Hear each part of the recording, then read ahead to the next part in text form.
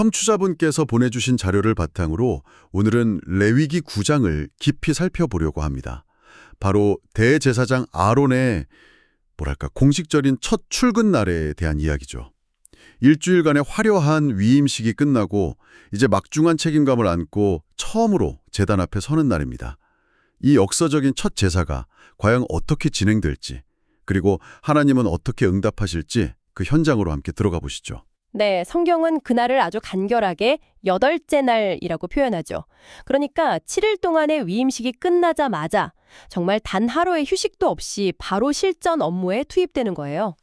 여기서부터 제사장 직분이 그냥 명예를 누리는 자리가 아니라는 걸, 쉼없이 섬겨야 하는 책임의 자리라는 걸 명확히 보여주면서 시작합니다. 아, 정말 그렇네요.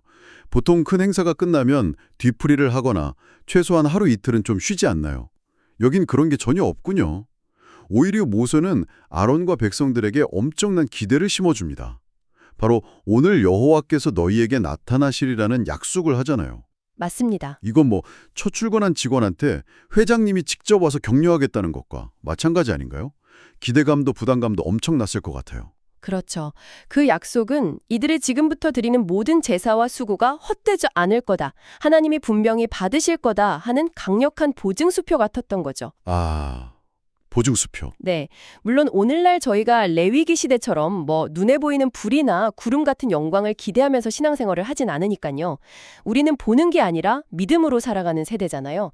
하지만 하나님께 진심으로 나아가는 사람에게 가까이 오시고 또 믿음으로 드리는 예배를 기쁘게 받으신다는 그 영적인 원리, 그건 그때나 지금이나 변함이 없습니다. 자, 그럼 이제 첫 제사를 준비하는 과정으로 들어가 보죠. 여기서 굉장히 흥미로운 지점이 나옵니다. 아론이 백성을 위한 제사를 드리기 전에 자기 자신을 위한 속죄제부터 먼저 드려야 했다는 점이에요.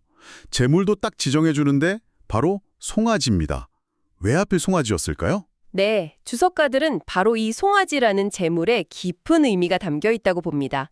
아마 기억하실 텐데요. 아론의 인생에서 가장 큰 오점이 바로 백성들과 함께 금송아지를 만들었던 그 사건이거든요. 아, 그 사건? 네, 하나님은 그의 첫 제사 제물로 일부러 송아지를 지정하신 거예요. 과거의 가장 큰 죄를 정면으로 마주하고 회개하게 만드신 거죠. 대제사장이라는 거룩한 직분을 맡기 전에 자기 자신의 연약함과 죄인됨을 먼저 철저히 인정하고 속죄해야만 했던 겁니다. 와, 정말 소름 돋는 디테일이네요.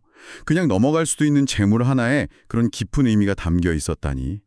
그러니까 이스라엘 전체의 죄를 담당해야 할 대제사장이지만 그 역시 죄와 연약함에서 자유롭지 않은 인간이라는 걸 먼저 고백하는 절차였군요. 바로 그겁니다. 히브리서 5장 3절에서도 대제사장이 백성을 위하기 전에 먼저 자기를 위한 속죄제를 드리는 게 마땅하다고 말하거든요. 이 순서가 아주 중요한 원리를 보여줘요. 다른 사람의 영혼을 돌보는 사역은 언제나 자기 자신을 먼저 돌아보는 것에서 시작되어야 한다는 거죠. 그리고 이 모습은 자신을 위한 속죄가 전혀 필요 없으셨던 우리의 영원한 대제사장 예수 그리스도와는 아주 극명한 대조를 이룹니다. 아론은 죄인이었기에 자신을 위한 제물이 필요했지만 죄 없으신 그리스도의 희생은 오직 우리만을 위한 것이었죠. 좋습니다. 아론이 그렇게 자신의 과거와 마주하며 개인적인 속죄를 마쳤습니다. 이제 드디어 제단으로 나아가서 공식적인 첫 제사를 집례하는 장면으로 넘어가는데요. 본문을 보면 그 과정이 아주 상세하게 거의 단계별로 기록되어 있더라고요. 특별한 이유가 있을까요? 네, 이게 바로 하나님께서 새로 정하신 제사법에 따라 드린 첫 번째 공식 제사였기 때문입니다. 말하자면 시범 케이스인 셈이죠. 아, 시범 케이스. 네, 모든 절차가 하나님의 명령과 얼마나 정확하게 일치하는지를 낱낱이 보여주는 거예요. 앞으로 이스라엘 백성이 드려야 할 모든 제사의 표준, 그러니까 매뉴얼을 제시하는 겁니다. 앞으로 제사는 이렇게 드리는 것이다 라는 모범 답안을 보여주는 거죠. 그렇군요. 일종의 표준 운영 절차, SOP를 수립하는 과정이었네요. 그런데 여기서 제 눈길을 끈 구절이 있습니다. 레위기 9장 8절을 보면 아론이 직접 속죄제 송아지를 잡았다고 나와요. 아니, 이제 막 대제사장이 된 사람이 직접 피를 묻히고 동물을 잡는 일을 했다는 게 좀 의외인데요. 아주 예리한 지적이십니다. 보통 그런 굳은 일은 아래 사람들이 하지 않나요? 그렇죠. 대제사장이라는 최고의 직책에 올랐으니 이제 그런 험한 일은 다른 사람에게 맡기고 감독만 할 법도 하죠. 하지만 아론은 직접 그 일을 합니다. 여기서 그의 겸손함을 엿볼 수 있는 거고요. 내가 대제사장이니까 이런 사소한 일은 안 해. 이런 태도가 아니라 하나님을 섬기는 일에 귀천이 앞다는 걸 몸소 보여준 겁니다. 또 한편으로는 이제 막 제사 업무를 시작했으니까 모든 종류의 제사를 직접 해보면서 직무를 완벽하게 숙달하려는 목적도 있었을 거고요. 아, 리더의 품격이 느껴지는 부분이네요. CEO가 직접 공장 라인에 서보는 것 같은 느낌이랄까요? 또 한 가지 주목할 점이 있는데요. 이 모든 특별한 제사들이 아침에 드리는 번제물에 더하여 드려졌다는 구절입니다. 이건 무슨 뜻인가요? 매일 하던 일은 그대로 했다는 건가요? 맞습니다. 아주 중요한 원칙을 보여주는 대목이에요. 오늘은 대제사장의 첫 직무 수행이라는 역사적인 날이고 엄청난 특별 제사들이 이어지고 있잖아요. 그렇다고 해서 매일 아침마다 드리던 정규 번제를 건너뛰지 않았다는 뜻입니다. 아, 이게 우리에게 중요한 교훈을 줍니다. 어떤 특별한 행사가 있다고 해서 매일 정해진 기도의 시간이나 말씀 묵상 같은 그런 일상의 경건 생활을 소홀히 해서는 안 된다는 것이죠. 기본이 무너지면 특별한 것도 의미가 없어진다는 걸 보여줍니다. 기본의 중요성. 정말 공감됩니다. 자, 이렇게 모든 제사가 끝나고 아론이 백성을 향해 손을 들어 축복하는 모습으로 이 단락이 마무리됩니다. 이것도 제사장의 중요한 역할 중 하나였군요. 네, 백성을 축복하는 것은 제사장의 핵심적인 직무 중 하나였습니다. 제사를 통해 죄를 용서받은 백성에게 하나님의 이름으로 평안과 복을 선포해 주는 거죠. 이 모습은 또 우리를 축복하기 위해 이 땅에 오셨고 하늘로 올라가시면서까지 제자들을 축복하셨던 그리스도를 미리 보여주는 그림자 역할을 합니다. 그렇군요.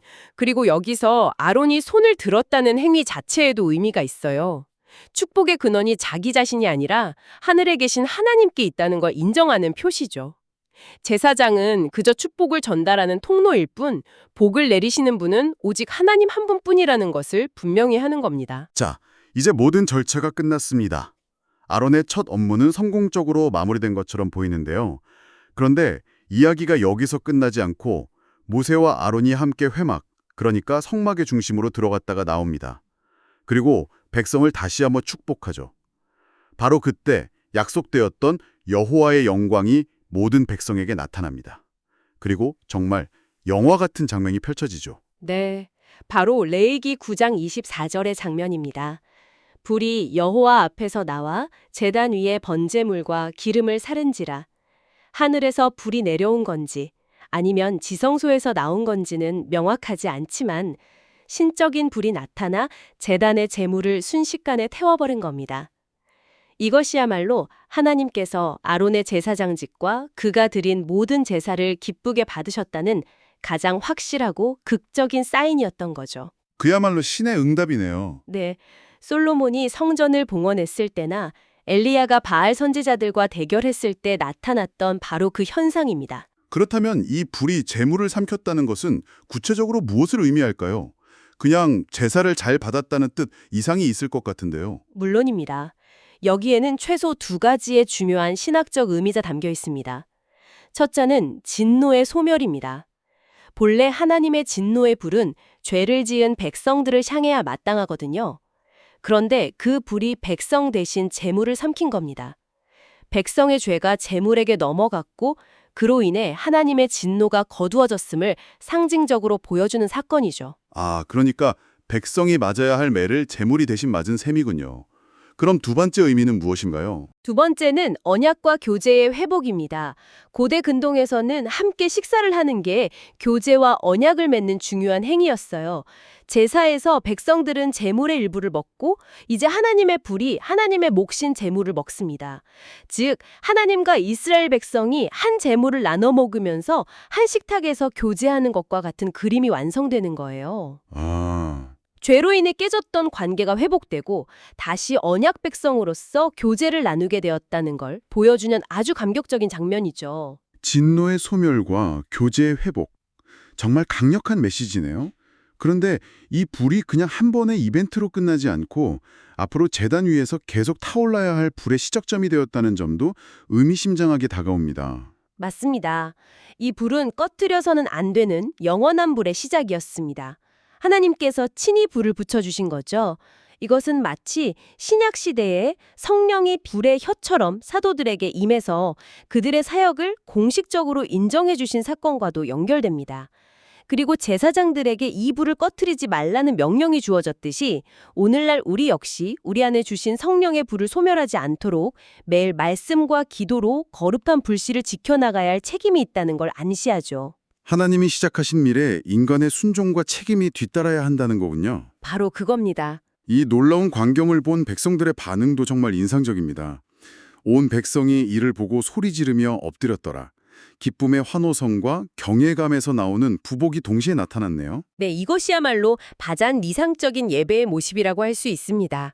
하나님의 놀라운 은혜와 임재 앞에서 벅찬 환희를 느끼며 기뻐하는 동시에 그분의 거룩하심과 위대하심 앞에서 자신을 낮추고 겸손히 엎드리는 경배가 함께 나타난 것이죠. 기쁨은 이때 방종으로 흐르지 않고 경외감은 이때 두려움에 억압되지 않는 아주 건강하고 균형 잡힌 반응입니다. 이 경험은 이스라엘 백성들에게 평생 잊지 못할 깊은 각인을 남겼을 겁니다. 오늘은 대제사장 아론의 떨리는 첫 직무 수행과 그 가운데 나타난 하나님의 극적인 응답을 함께 따라가 보았습니다. 쉼없는 부르심으로 시작해서 자신의 가장 큰 과오를 마주하는 속죄를 거쳐 마침내 하늘의 불로 인정받기까지의 정과정이 순종과 신실하심이 만들어낸 한편의 드라마 같았습니다. 특히 하나님으로부터 온 그 불이 제단 위에서 계속 타올라야 했다는 점, 즉 하나님께서 시작하신 거룩한 불을 이제는 인간이 책임감을 가지고 지켜나가야 한다는 메시지가 오늘 우리에게도 큰 울림을 주는 것 같습니다. 바로 그 지점에서 오늘 청취자분께 생각해 볼 질문을 드리고 싶습니다.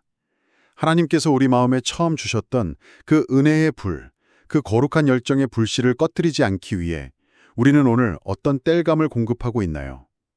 매일의 삶에서 제단의 불을 지키던 제사장처럼 우리 안에 있는 성령의 불이 사그라지지 않도록 무엇을 할 수 있을지 함께 묵상해 보는 시간이 되면 좋겠습니다.